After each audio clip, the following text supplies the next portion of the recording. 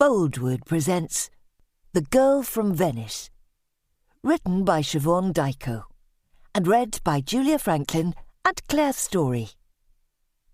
The moral right of the author has been asserted. This performance is owned by Boldwood.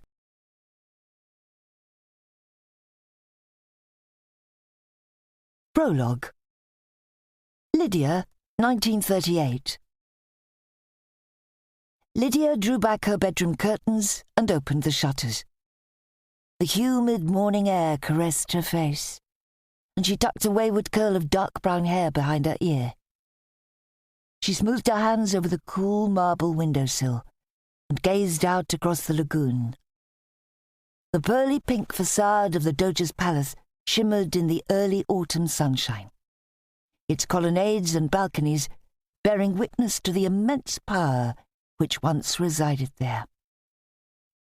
Her skin prickled, and she stepped away from the window. On the fondamenta, the street lining the canal below, two of Mussolini's black shirts, an armed squad, whose job was to bring into line anyone who opposed him, were marching purposefully towards the Vaporetto water bus station. It was unusual to see them out on the street like this, and the sight of them set her heart hammering. As far as she knew, the squadristi usually kept a low profile, having been warned not to scare the tourists. Tourism was vital to the economy, apparently, and Mussolini had ordered the black shirts to desist from such practices as openly tying a troublemaker to a tree and forcing a litre of castor oil down their throat. Lydia shuddered.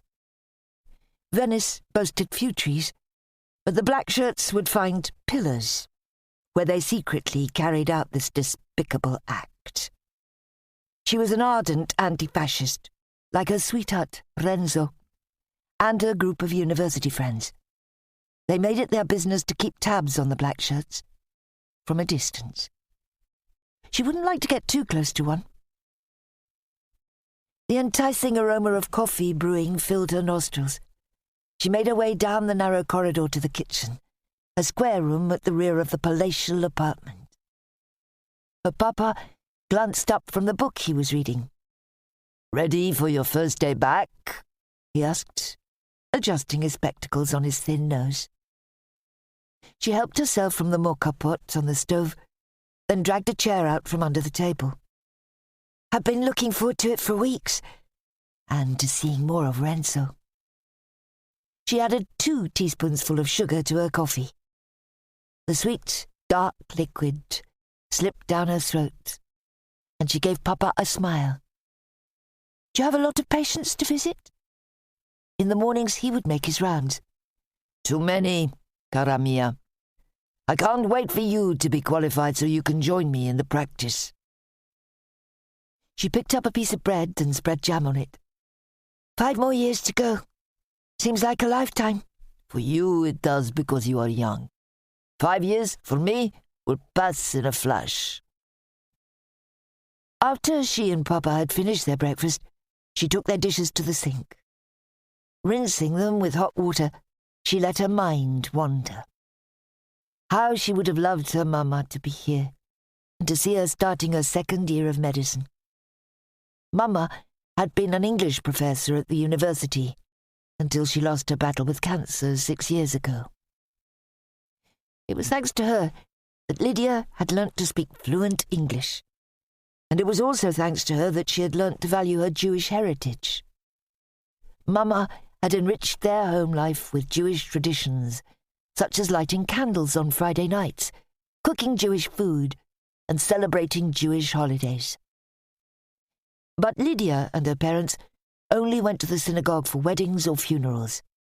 They were secular Jews, Italians who celebrated Passover instead of Easter.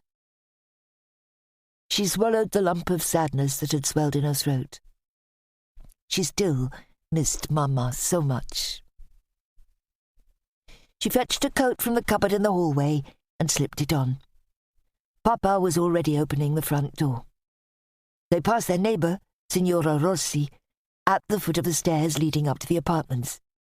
"Buongiorno," The plump, middle-aged woman greeted them, a bag of freshly baked loaves under her arm. They wished her a good morning in return, and stepped out of their palazzo onto the fondamenta.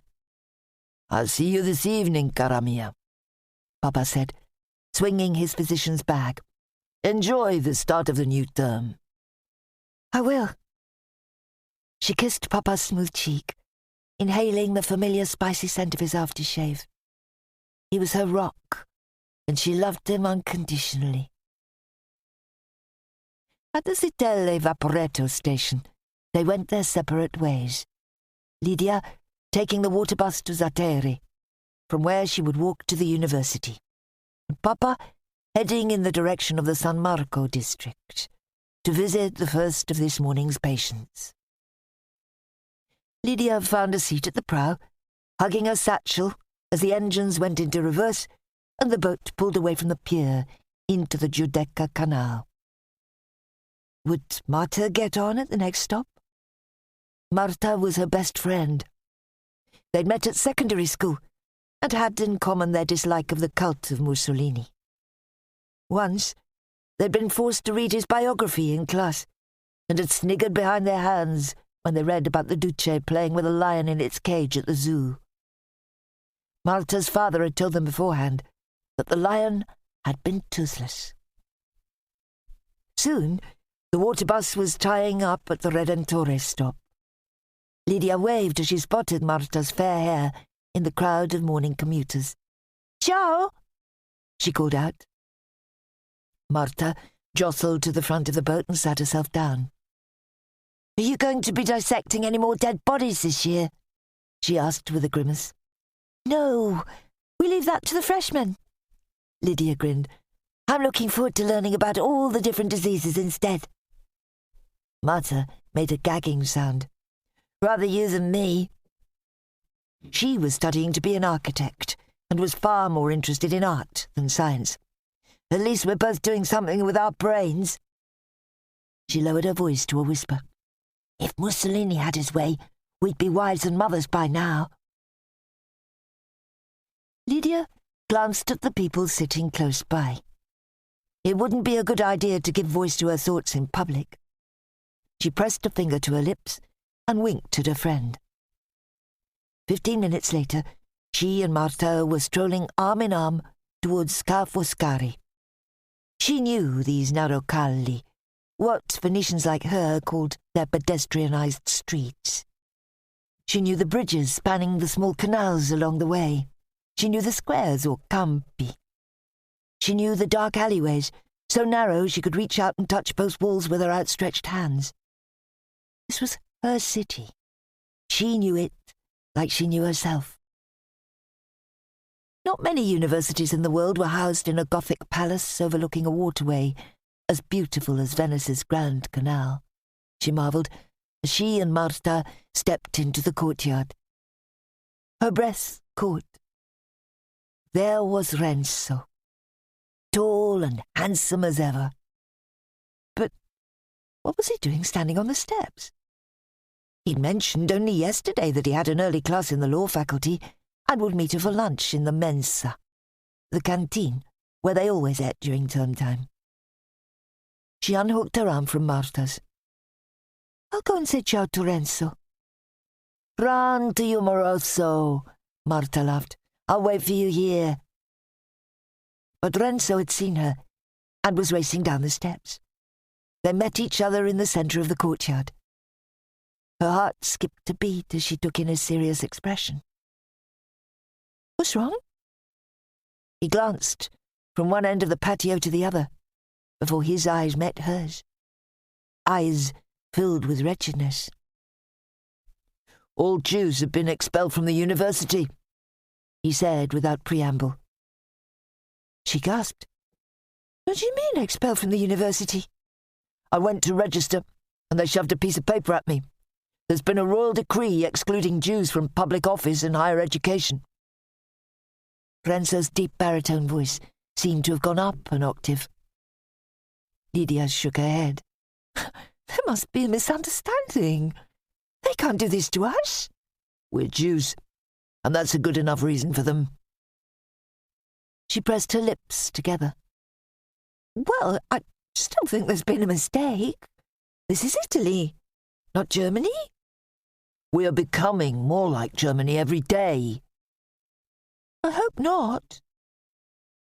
She glanced around for Marta, who must have been wondering why she was lingering. Marta had already started walking towards them. She came up and touched her hand to Lydia's. We'd better go and register, she said. I can't. Why ever not? Lydia explained, and Marta's cheeks reddened. I'm so sorry. This makes me ashamed to be Italian. Renzo and I are Italians too, Lydia said. There must be something we can do. Be careful, cara. Renzo put his arm around her shoulder. People are staring at us. Renzo is right. Don't call attention to yourselves, Marta advised. There are black shirts posing as students, you know. Lydia nodded. She set her jaw, determined not to let the tears of anger and frustration spill from her eyes. We'd better go home. Renzo's hold on her shoulder tightened. Let me walk with you to the Vaporetto station. I'll catch up with you later, Lydia. Marta's eyes searched her face. After you told your papa. Oh, Dio. Papa. I wonder if he has heard. This'll be the final straw for my parents, Renzo muttered. They've been considering leaving Italy for a while now. He squeezed Lydia's arm. I hope you and your father will come with us. Her chest tightened. Leave? Venice? Would Papa consider it? And more to the point, would she? She loved this city and always felt bereft when she left it. She spent the rest of the morning moping about the apartment. Renzo phoned her in the afternoon, and they talked for over an hour, trying to devise ways of continuing their studies. Perhaps they could study privately, but the cost of lessons would be prohibitive, and they needed to sit exams to gain qualifications. At 6:05, the sound of a key being turned in the lock alerted her to Papa's arrival. How was your day, cara mia? He called out, dropping his physician's bag in the hallway and shrugging off his jacket. Did you learn anything new? No, I didn't. Haltingly, she went on to explain about the royal decree. For a moment, Papa's face darkened. Then he reimposed his habitual sunny expression. I'm sure the situation is only temporary. In a few weeks, the decree will be reversed. Papa always looks on the bright side. I can't help feeling upset. Her voice wavered. How can Mussolini make the king do this? It's so unfair. There. Papa patted her arm as they went to sit on the sitting-room sofa. I'm sure it's just a political game on Mussolini's part to cozy up to Hitler.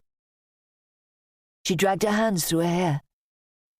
I don't understand how you can be so calm about it. Papa peered over his spectacles. There's no point in behaving otherwise. He appeared on the verge of adding to his statement when the ring of the telephone interrupted him. He answered the call, and Lydia left him to speak to whoever it was, a patient, probably. In the kitchen, she poured herself a glass of water. Papa's stoic attitude was his way of coping. You should try and be more like him, Lydia. She spun around as Papa came through the door. That was Giacomo Zevi on the phone. He and Eva have invited us for dinner. Papa rubbed his belly.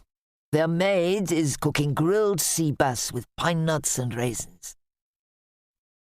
Giacomo and Eva were Renzo's parents.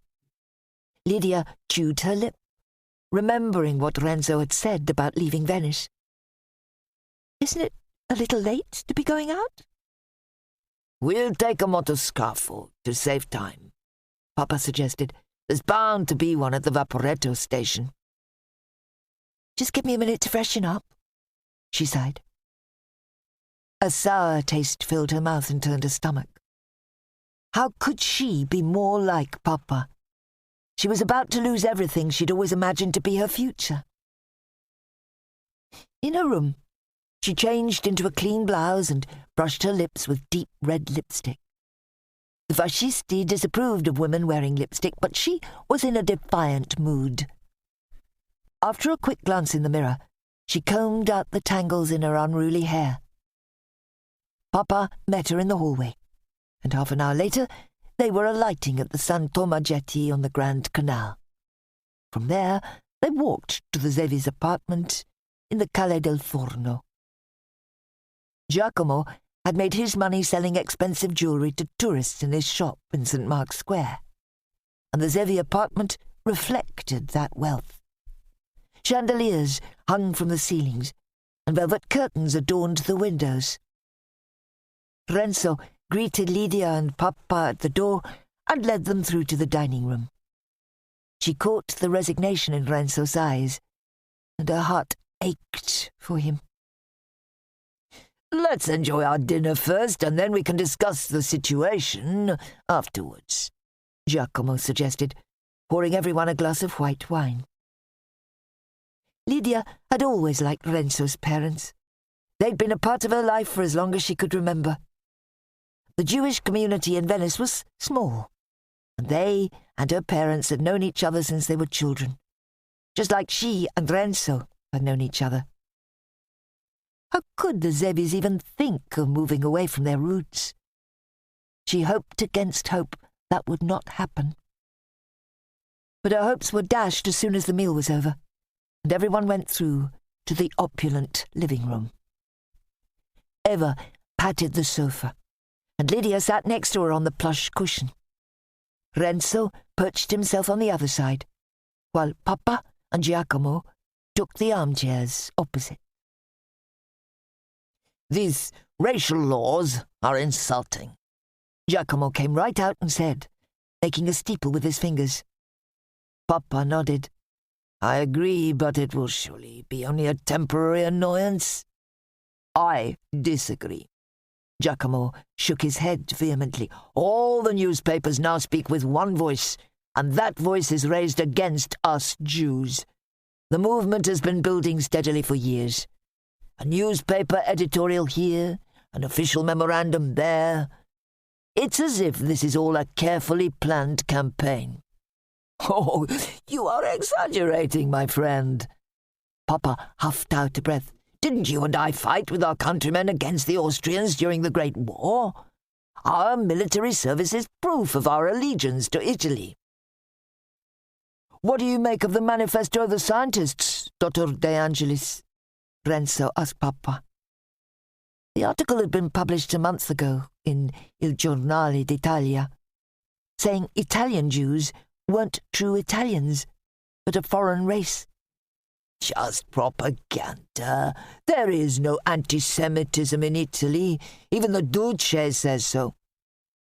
Papa whacked his finger. "We are a small minority, deeply integrated into Italian culture and society. We've been here since Roman times. It isn't like elsewhere in Europe. Mussolini himself has criticized the racism of Nazi Germany. He once had a Jewish mistress, didn't he?" "Then why has he made the king decree this horrible law?" Lidia tilted her head towards Papa. "I told you, cara mia. Mussolini wants to ally Italy with Germany. This is all for show and won't lead to anything." "You have too much faith in the regime," Eva interjected. "Giacomo and I have been thinking of moving to Switzerland for months now. We've had an offer for the business. What happened today made us decide the time has come for us to accept it and depart." Lidia slumped into her seat. She knew what Giacomo would say next, and sure enough he said it. "Why don't you and Lidia come with us? We'll help you settle until you can set up a new practice in Lugano." Papa stiffened. "Thank you, but I couldn't accept your charity. Besides, I won't leave. Lydia and I have done nothing wrong. Our life is here. My patients need me, and Lydia has her studies to think about. Things will get back to normal soon enough."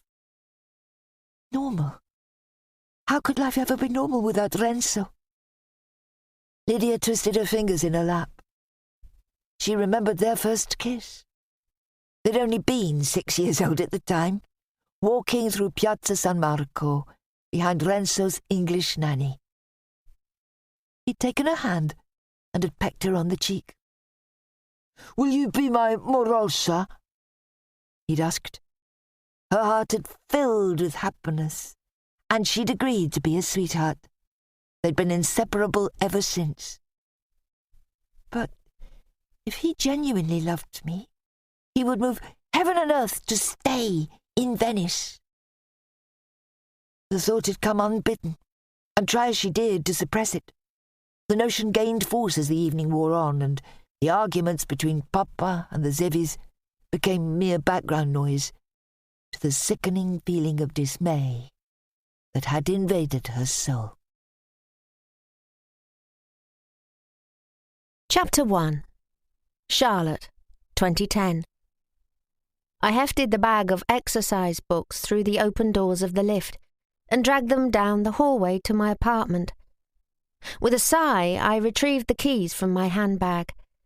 Another day at Tower High. Another day battling the indiscipline of the kids. Another day wading through ridiculous amounts of paperwork.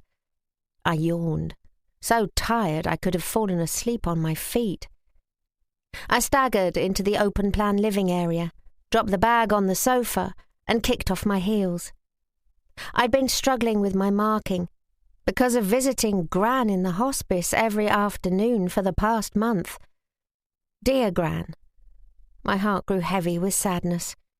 She'd always been there for me, ever since I'd started boarding school at the age of 11.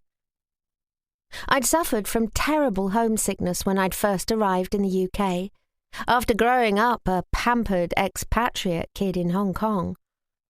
My long weekends and short holidays from school in Hertfordshire spent with Gran had been a welcome respite from missing my old friends, and had forged a strong bond between us. A bond that had grown when I'd moved to London, after qualifying as a history teacher.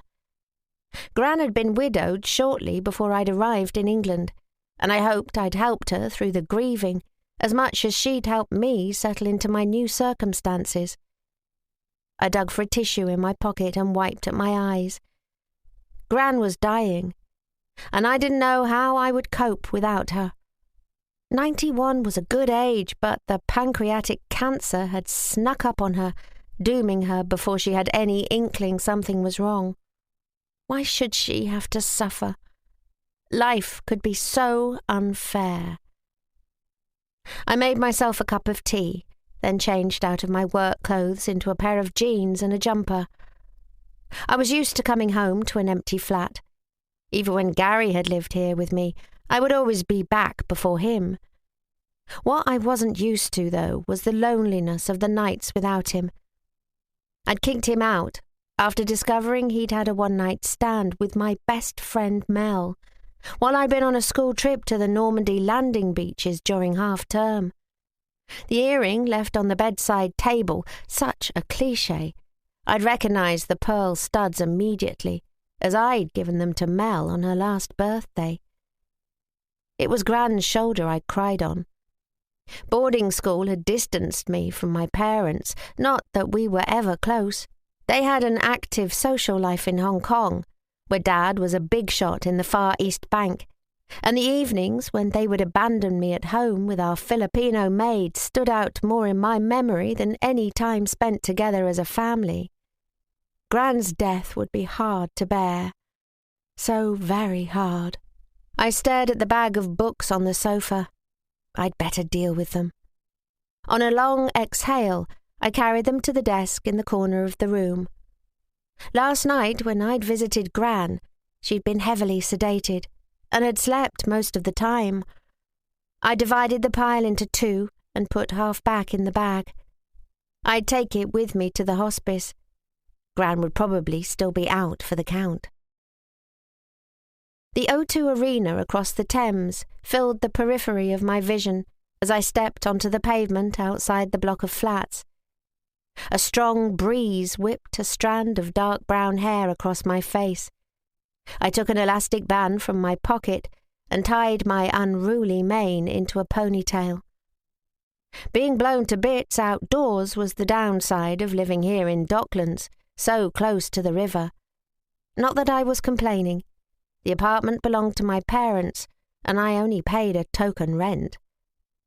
It was a 5-minute walk to the DLR station, and I didn't need to wait long for the train. After 2 changes, one at Canning Town and the next at Stratford, I arrived at Hackney Central. The hospice was housed in a modern building nearby. I signed the visitor's book in reception and went up to the ward.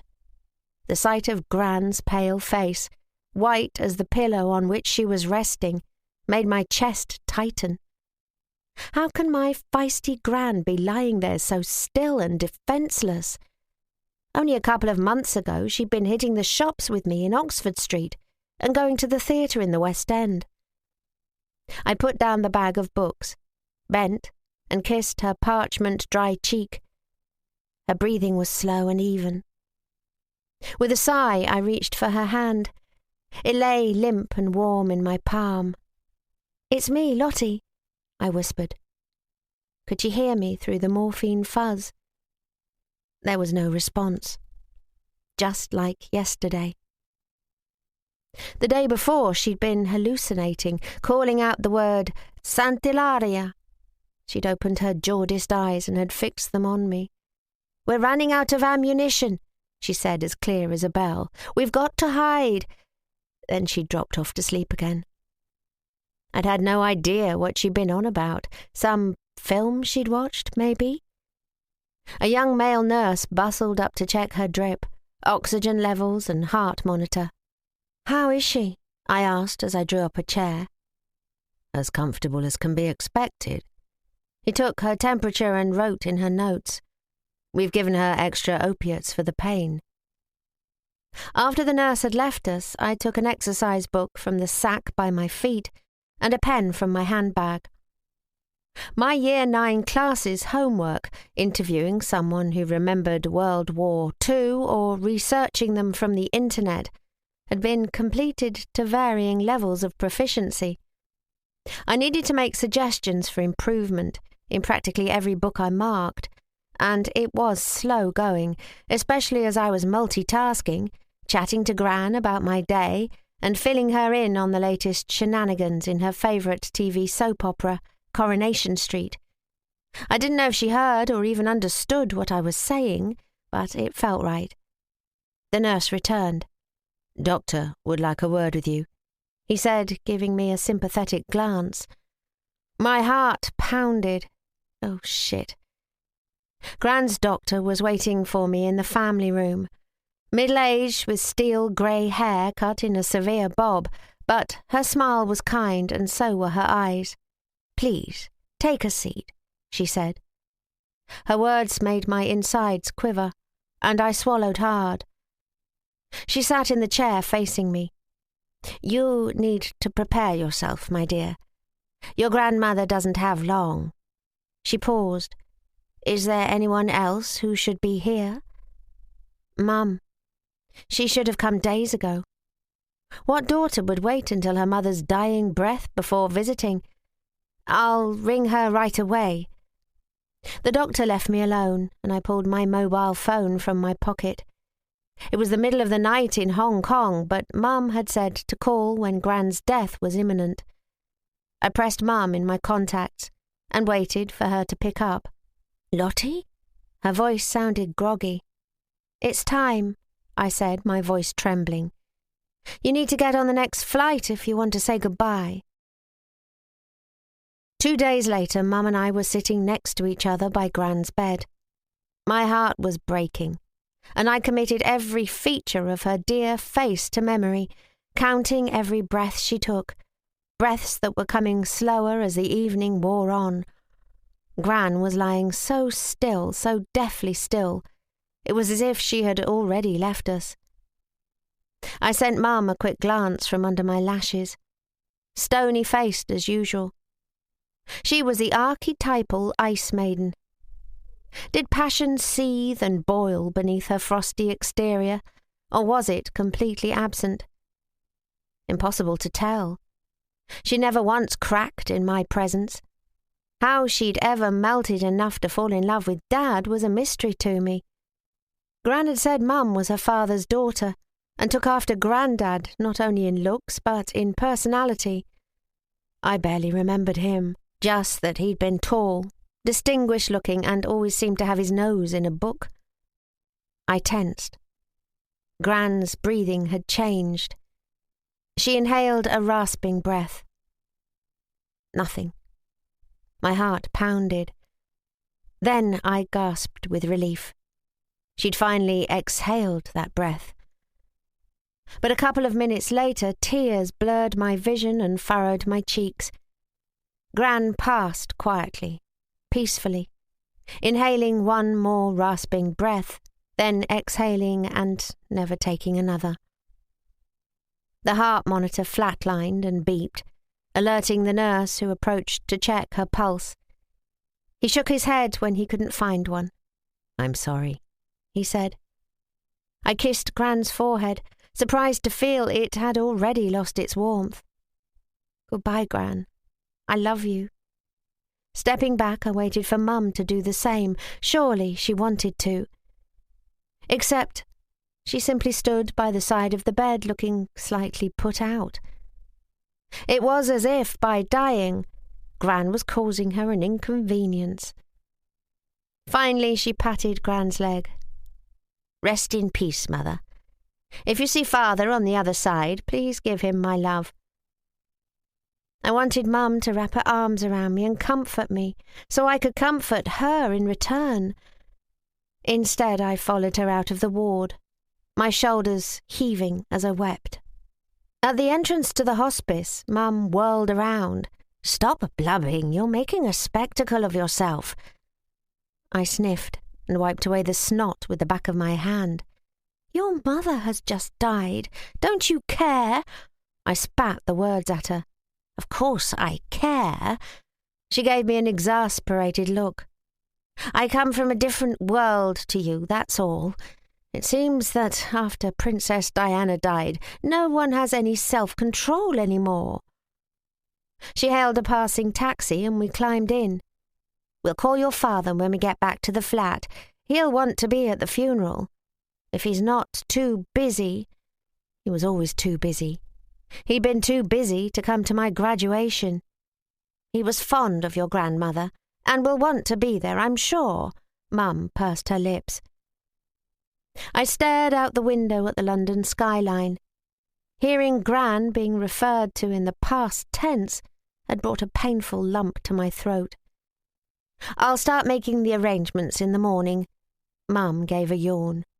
"After I've spoken to your father, I'll go straight to bed. This jet lag is exhausting." "Yeah, whatever," I said ungraciously. I was already missing Gran so much. If it had been Mum who'd passed away and not her, Gran would have held me tight, as if she'd never wanted to let me go. How could she have produced such a cold daughter? I gave Mum a sidelong glance. The times when I'd seen her and Gran together had been few and far between. Had there been a rift between them? If so, what had caused it? And why had neither of them mentioned it? I lifted my chin, determined to find out. Chapter 2. Lydia, 1943. At the desk by the window in her bedroom, Lydia held the pages of Renzo's latest letter up to her nose and tried to identify his once familiar smell. But all she could discern was the scent of ink and paper. Silly of her to expect otherwise. A deep sigh rose from her chest. It had been nearly 5 years since he'd left for Switzerland with his parents. 5 years of writing to him, 5 years of missing him. She smoothed the crumpled sheets and closed her eyes, remembering their farewell kisses as they'd said goodbye. They'd gone for a walk the night before he departed, and had found a quiet place under a bridge, where they hugged and ran their hands up and down each other's body, as if, by doing so, they could commit the shape of each other to memory. They'd never gone further than those innocent explorations. They'd been so young and fearful of the consequences. Her heart pined with a recurrent concern. Had Renzo met a girl in Switzerland whose body he was exploring? His letters, at first so full of love and longing for her, were now more about day-to-day life. And to make matters worse, she hadn't heard from him in over 3 months. She blinked open her eyes, trying to picture him. There'd been photographs, in the beginning, images of him and his parents standing by Lake Lugano. About a year ago, he'd sent one of himself on the steps in front of the University of Zurich, looking as tall and handsome as she remembered. Jealousy had burnt her insides at the time. He'd been able to continue his studies, while hers had been put on hold. And now he'd completed his Bachelor of Law and was studying for his master's degree. A feeling of hopelessness spread through her. Her dreams of qualifying as a doctor had shattered like broken glass. Not only were there the racial laws to contend with, but also this never-ending war.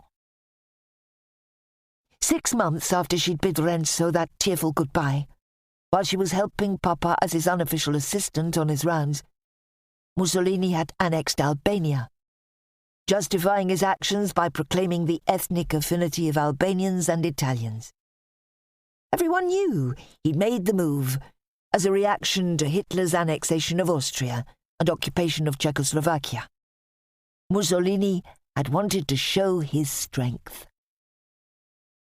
What a relief when, at first, Italy had stayed out of Germany's conflict with Great Britain and France. But in the spring of 1940, when it had looked as if France was about to fall and the fighting might have been coming to an end, Mussolini had joined in on Germany's side, almost certainly hoping for territorial spoils. She recalled how the Franco-German armistice had cut short Italy's initial attack on the French Alps in June 1940. The real war for her country only began that October, when Mussolini attacked Greece from Albania. It was a disastrous campaign that obliged the Germans to rescue the Italian forces and take over Greece themselves. Mussolini overstretched Italy by opening multiple fronts in Africa, the Balkans, Eastern Europe, and the Mediterranean, Papa had said, when the decisive Second Battle of El Alamein led to the surrender of our North African forces 4 months ago. Perhaps all would have gone well for him, but the entry of the Soviet Union and the United States into the war put paid to his plans, Papa had added. The worst thing was that 250,000 Italian troops in Russia, sent to help the German invaders, had suffered untold hardships. The epic winter retreat of the Alpine Division had killed thousands, one of whom was Signora Rossi's son, Osvaldo, from next door. Lydia would never forget finding the plump woman collapsed in her open doorway last February, screaming her agony with a telegram in her hand, her husband trying to help her to her feet, while begging her to tell him what had happened. Lydia had run for Papa, who'd given Signora Rossi a sedative. They'd helped her to bed and had offered to give her and Signor Rossi all the support they could manage, shopping for them, cooking for them, and helping with the laundry until they were up to managing on their own. That had been over 6 months ago, and the middle-aged couple still barely ate. Their grief was so intense. Signora Rossi was no longer plump, and Signor Rossi's hair had turned grey almost overnight. Last spring, Lydia had written a special letter to Renzo, telling him about the strikes all over the north of the country. Huge anti-war demonstrations. She'd also told him she wished she could have marched in one herself. 22 years of fascism, the disastrous alliance with Germany, 5 years of being treated like a second-class citizen. To go out and join with thousands of others and shout, "No more!" would have been wonderful. But she hadn't sent the letter, fearful of the censors. More so since the demonstrators had shut the factories down and had almost certainly helped run Mussolini out of power. In July, there'd been a series of disturbing events that took place in quick succession. On the 10th, a combined Allied invasion of Sicily and, 9 days later, the bombing of Rome. On the 25th, the king, Victor Emmanuel III, ordered Mussolini's arrest and imprisonment, naming Marshal Pietro Badoglio as head of the government. The Allies took Sicily at the end of August, and just a week ago, forces of the British 8th Army had landed in the toe of Italy. Lydia sighed woefully. The killing would continue now on Italian soil. Countless lives lost because of Hitler and Mussolini. She was relieved in a way that Renzo was safe in neutral Switzerland, although, being Jewish, he wouldn't have been called up to fight for Italy. She slipped his letter back into its envelope and put it with the others in her bedside table drawer. Perhaps she'd write to him tomorrow and ask why he hadn't replied to her last letter. She glanced at her watch. It was time for the evening news. She always listened to it with Papa. Then she would go to Marta's to meet up with her and their group of friends. Lydia perched on the sofa next to her father, who'd already turned on the radio and had tuned in to the public service broadcaster. She felt him stiffen beside her as a solemn voice began to read. The Italian government, recognizing the impossibility of continuing the unequal struggle against an overwhelming enemy force, in order to avoid further and graver disasters for the nation, has sought an armistice from General Eisenhower, Commander-in-Chief of the Anglo-American Allied Forces. The request has been granted. Consequently, all acts of hostility against the Anglo-American force by Italian forces must cease everywhere. But they may react to possible attacks from any other source. Papa leapt to his feet. "It's over! The war is over!" His voice was jubilant. "Are you sure?" Lydia asked, with hope in her heart. Badoglio said, "Our forces may react to possible attacks from any other source." "If we're no longer fighting the British and Americans, who else would attack us?" She didn't want to put a dampener on his spirits, but she couldn't help it. Hitler will be furious that Italy has switched sides. "We aren't switching sides," Papa argued. "We've simply stopped fighting the Allies." "If we aren't fighting the Allies, then we must be fighting the Germans." "I disagree, cara mia. Spain is neutral in the war. Italy can be as well. The country will no longer be subordinate and subjugated by Nazi Germany." His smile was wide. "The racial laws will be repealed. You'll be able to go back to the university." Papa was being optimistic as ever. "I hope so," she said. No point in arguing. She got to her feet. "Do you mind if I go out for a short while? I'm supposed to be meeting Marta and the others. It'll be interesting to hear their views on the situation." "Don't be home too late. Our patient list for tomorrow is as long as my arm.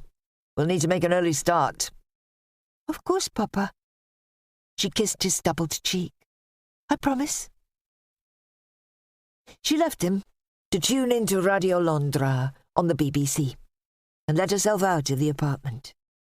She walked along the Fondamento Croce as far as the Rio of the same name, a wide canal which cut across the island of Giudecca. and where a line of small boats, belonging to residents, were bobbing on the water.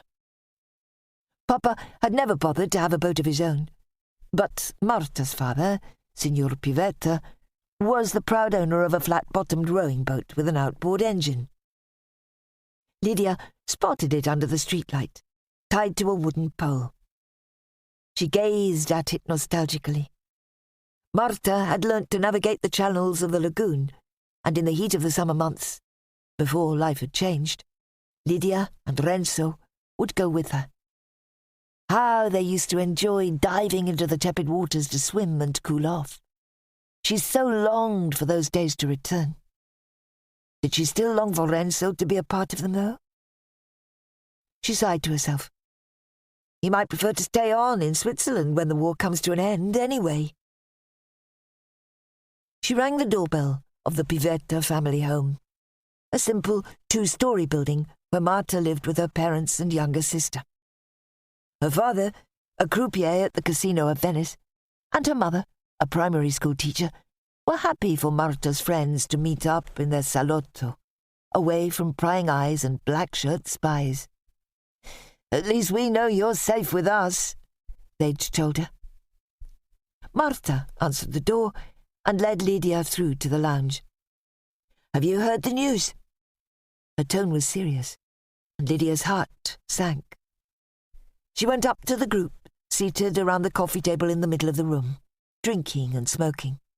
"Ciao," she said, smiling at Angelo, Stefano, Giovanna, and Marisa. Both Angelo and Stefano had managed to avoid conscription into the army due to medical conditions. They were among the few male students left at the university. Giovanna and Marisa were their sweethearts. They greeted her as she drew up a chair. "Some wine?" Marta offered, lifting the bottle to pour a glass of red. "Grazie." Lydia took a sip. "My father thinks the war has ended." Angelo barked out a cynical laugh. "The armed forces have been ordered to resist attacks from any other source. That can only mean Germany. Hitler will take the armistice as a personal insult, and he'll make Italy pay," Stefano added, shaking his head.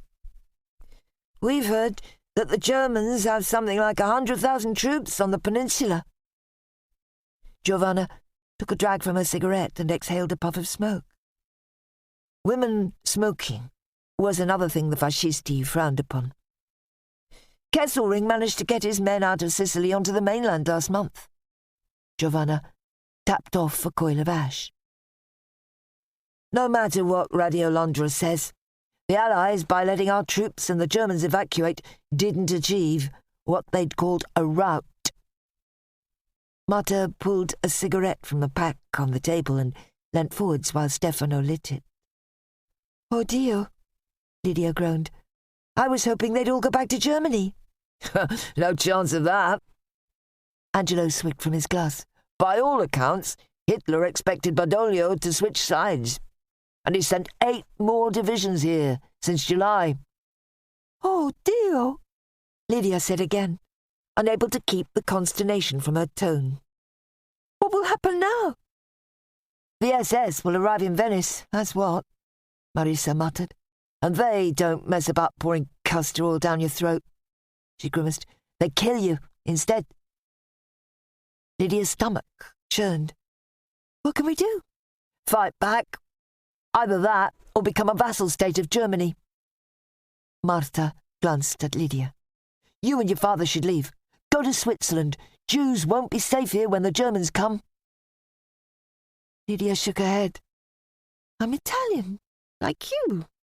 I won't be forced from my home." Stefano leant across the table and touched his hand to hers. "We've heard of terrible things going on in German-occupied territories," he said quietly. "Reports of mass deportations of Jews." "To where?" Lydia gasped. "Labour camps," Marta said.